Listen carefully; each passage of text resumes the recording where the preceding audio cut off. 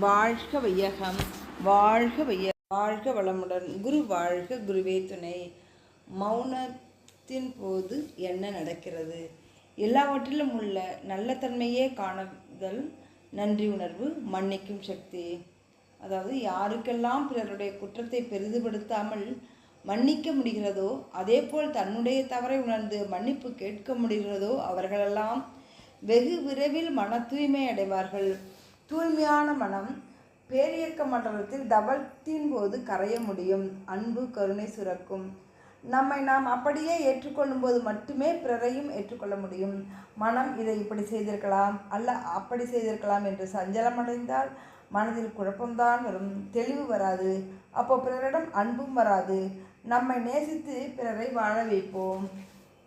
கருணை இறைக்கு கூட கிடையாது. இறைநிலையை உணர்ந்தவர்களுக்கு மட்டுமே உருவாகும். ஏனெனில் இறை செயல் விளைவு தத்துவத்தின்படிதான் இப்பிரபஞ்சம் இயங்குகிறது. இயற்கை நியதி, அதுதான் இயற்கை சட்டம். இறையை உணர்ந்தவர் மற்றவர்களின் துன்பத்தை நீக்க தன்னால் என்றதை செய்வார்கள். அது சமூக சேவை, கடமை உணர்வுடன் வாழ வேண்டும். தான், குடும்பம், சுற்றம், ஊர், உலகோர் காற்றும் கடமை முறையே முக்கியம் கெடாமல் பார் ஒன்றினால் மற்ற என்கின்றார் வேதாத்ரி மகரிஷி அவர்கள். குணம் நமக்கு தேவையானது பொறுமை, தியாகம், விட்டு கொடுத்தல், தன்னியல்பாக பழகிக்கொள்ளுதல் மௌனத்தில் நடக்கும். தற்சோதனை செய்ய முடிகிறது.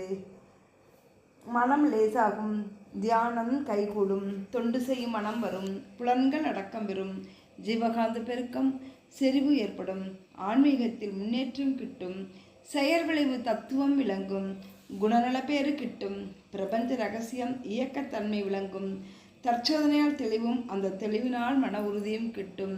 மௌனம் நீர்ந்து பயன்பெறுவீர். வாழ்க வளமுடன். நன்றி.